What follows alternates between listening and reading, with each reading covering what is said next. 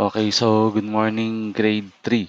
And so we will start now our second grading period.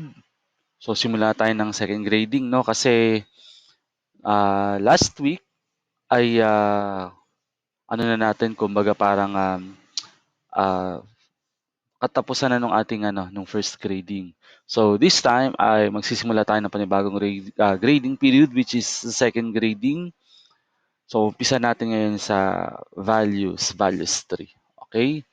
So, kung i-open nyo si values tree nyo, yung paghubog ng kagandahang loob, so dito tayo ngayon sa Aralin 3. Ang aking bahay ay isang tahanan. Yan.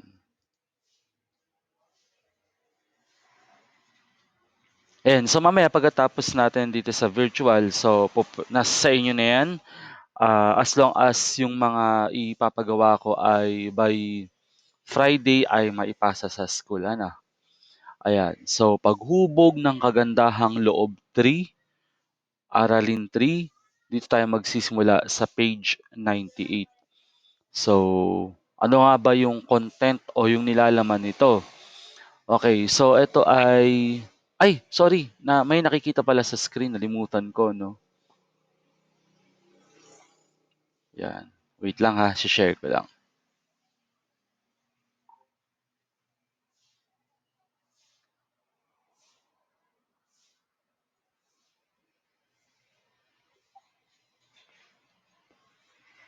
Okay, hintayin natin ha. Sinishare ko lang sa screen.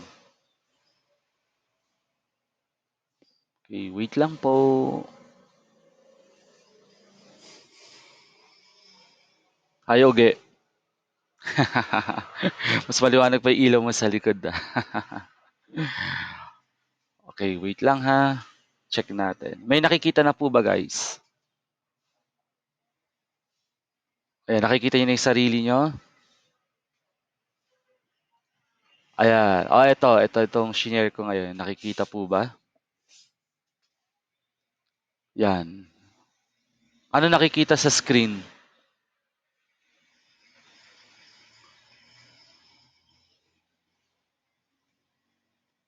Ayan, okay, sige.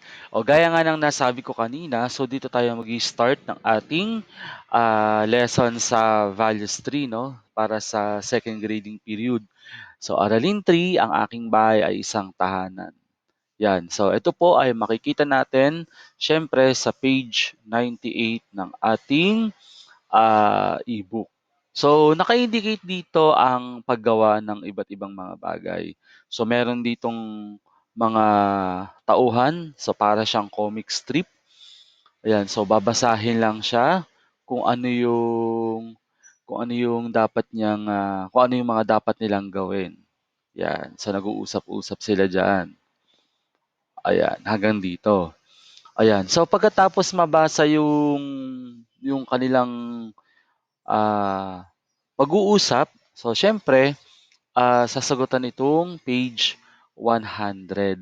Ayan, so gaya pa rin nung ginagawa natin dati, and kung gustong i-print yung part lang ng dapat sagutan, po pwede naman. Kung hindi naman, po pwede rin naman siya sa papel.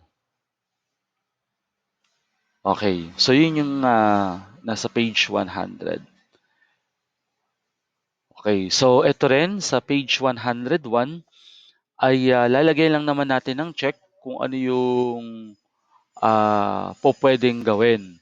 Okay? So, may mga naka-indicate diyan na situation wherein meron din tayong tatlong column kung ito ba ay palaging ginagawa, paminsan-minsang ginagawa, o hindi talaga ginagawa. Ayan, so lalagyan lang ng check. So, kapag pinrint nyo siya, check lang ilalagay. Pero kapag sa paper naman siya, siyempre ang ilalagay hindi check, 'no, kasi hindi ko ma-identify 'yan. So ang ilalagay lang kung papel ang gamit, isusulat na sagot ay palagi, paminsan-minsan, hindi kailanman. Okay, so yun po 'yan sa page 101.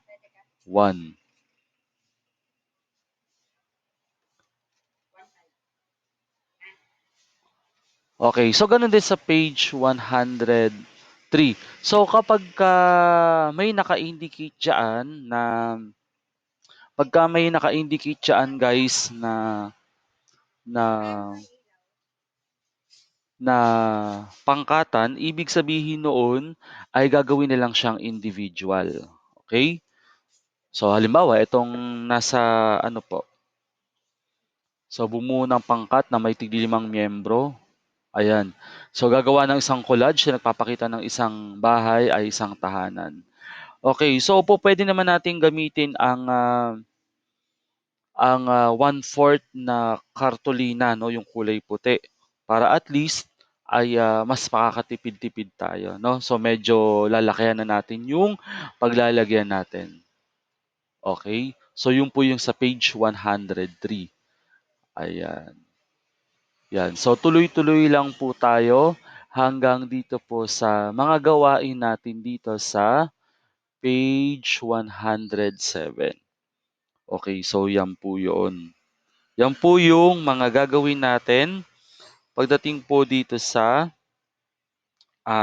values natin. Okay? O so kung may tanong, ayan po, pwede kayong magtanong para at least masasagot agad natin yan.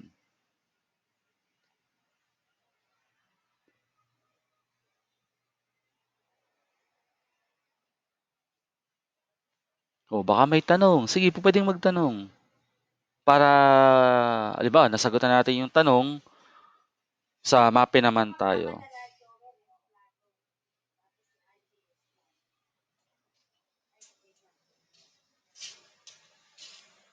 O wala guys? Sure kayo ha? Sige, wait lang.